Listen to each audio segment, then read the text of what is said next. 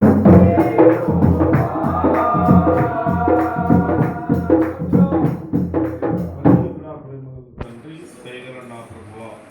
వందనాలు, స్తుతులు, స్తోత్రాలు అయినా ప్రతి ఒక్కరికైనా మంచి ఆరోగ్యము, శక్తిని, బలాన్ని, నెమ్మదిని, సమాధానం దయచేసి ఏ పూజ ప్రార్థనలో పాల్గొని పొందుకోవడానికి నీ కృపాను గురించినందుకు నీ స్తోత్రాలు. ఈ ఉదయకాల సమయంలో నా పిల్లలకి హెచ్చరించిన ప్రసాదమైన మందిర ఆవరణలో జరుగుతున్న ఈ ప్రార్థన నా తను జయకరంగా భయంకరంగా జరిగించినందుకు నీ స్తోత్రాలు. పరిశుద్ధాత్మ సంఘాన్ని దీవించి ఆశీర్వదించండి.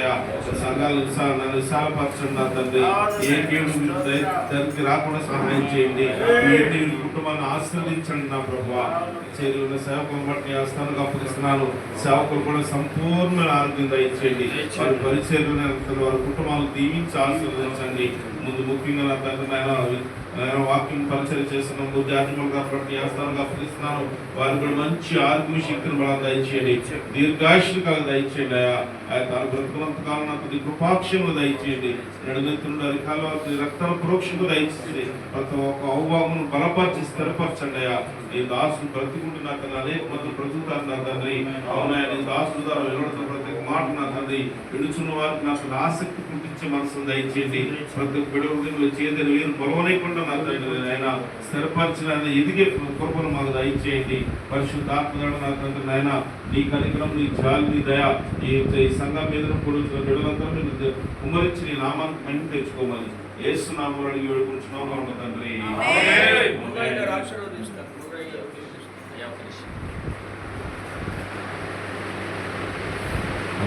యేసుక్రీస్తు సర్వశక్తి కలిగిన నామములో మీ అందరికీ వందనాలు.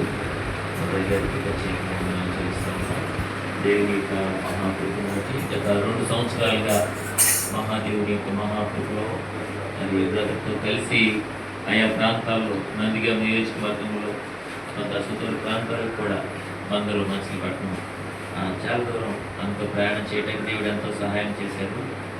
ఈ మధ్యకాలం మరి గత 3 సంవత్సరాలుగా కూడా వ్యక్తిగతంగా నేను యెహోవా జ్ఞాపకార్థాన్ని దైవ సేవకులు పెట్టుకొని ప్రార్థన చేస్తూ ఉన్నాను.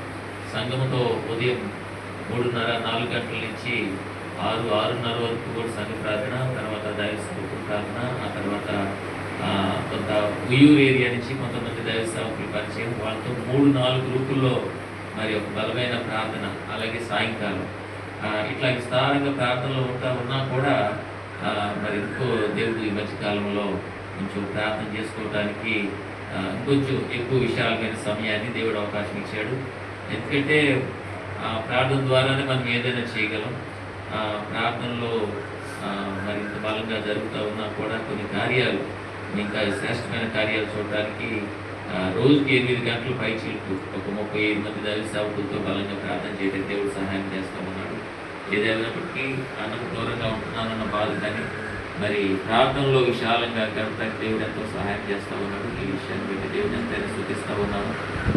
పిల్లలు కూడా ఎదిగి వచ్చి కొంత ఫైనాన్షియల్ ఫిట్నెస్ కూడా కొంచెం ఆలోచన చేస్తాం. సరే,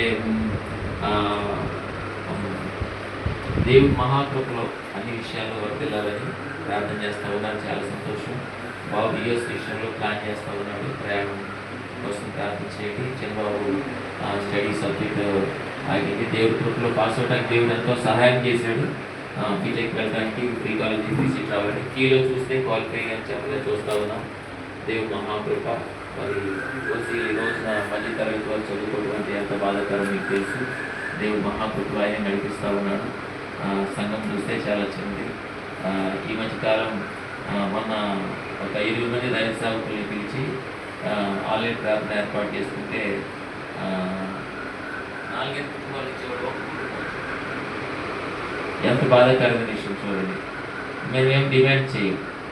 సేవకులు మేము మీటింగ్ ఏర్పాటు చేస్తాం. 3 సార్లు 4 సార్లు కాఫీ అయితే కాఫీ, టీ అయితే టీ, పాలు అయితే పాలు, మంచిగా అయితే మంచిగా, నైట్ 4 గంటల వరకు జరుగుతుంది. కానీ మరి మనం చేయించే ప్రార్థనలు మరి వాళ్ళకి ఎక్కువైతే మనకు తెలియదు. కానీ మరి ఎందుకనో మరి ప్రజలు సుఖానికి అలవాటు పడిపోతూ ఉన్నారు. మరి మనకు భక్తి నేర్పినటువంటి పెద్దలు, దైవజనులు వాళ్ళు అసలు ఉరుకులు పెట్టిస్తే ఏమాత్రం లెక్క చేయకుండా అన్ని పనులు మనమే చూసుకోవాల్సి వచ్చేది. ఏ మీటింగ్ అయినా, ఏ కార్యక్రమం అయినా, ఏదైనా 10 నిమిషాల్లో రెడీ అయ్యి ఉండాలంటే చచ్చినట్టు పడతాలు ఎగుతాయి. స్నానం చేస్తే కుదరదేమని చెప్పి మొఖాన వాటర్ పట్టుకుని సంతోషిస్తున్నట్లు ఊరికి పెట్టాం. కానీ మనమైతే మన దైవ సేవకులకి నమ్మకంగా ఉన్నాం. ఈ రోజున కనీసం ప్రార్థన కూడా విధేయ చూపించే దినాలుగా, ప్రార్థన కూడా టైంకి వచ్చి కూర్చోండి అన్నా కూడా ఏం డిమాండ్ చేయట్లేదు. ఏమైనా ఏర్పాటు చేస్తారు, ఏర్పాట్లు కూడా అడగట్లేదు. అయినా సరే వాళ్ళు కొంచెం అమాయకంగా అయిపోయే పరిస్థితులు. అందుకే ఈరోజు వాళ్ళకి తెలియాలి, విషయం తెలియాలి. దైవ సేవకుడు మరి భూమి మీదకి వచ్చి దగ్గర 45 సంవత్సరాలు పుట్టే 49 ఇదే బాప్తిసం తీసుకున్న రోజు మనల్ని పిలవలేదు. ఏంటంటే వాళ్ళకి ఇది ఒక క్వశ్చన్ మార్క్గా ఉండాలని నేను కావాలనే వాళ్ళని అక్కడ పెట్టాను. ఏమైనా ఆలోచన వస్తే అనౌన్స్ అయితే చేశాను. ప్రేయర్ జరగాలి, వాతావరణం మంచిగా ప్రేయర్ చేయడానికి చెప్పాను.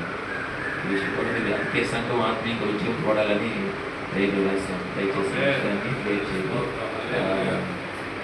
ఈ విషయాలన్నింటిలో దేవుడు దర్శించాలని చేయండి.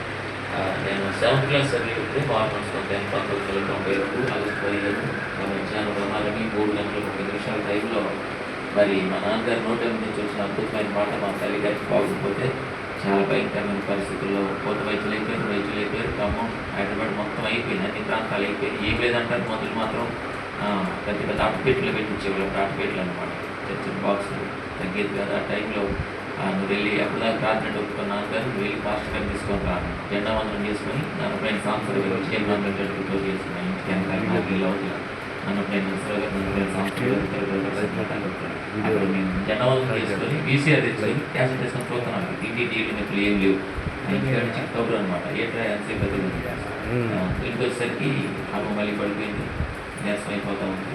హాస్పిటల్స్ తీసుకెళ్ళాలి.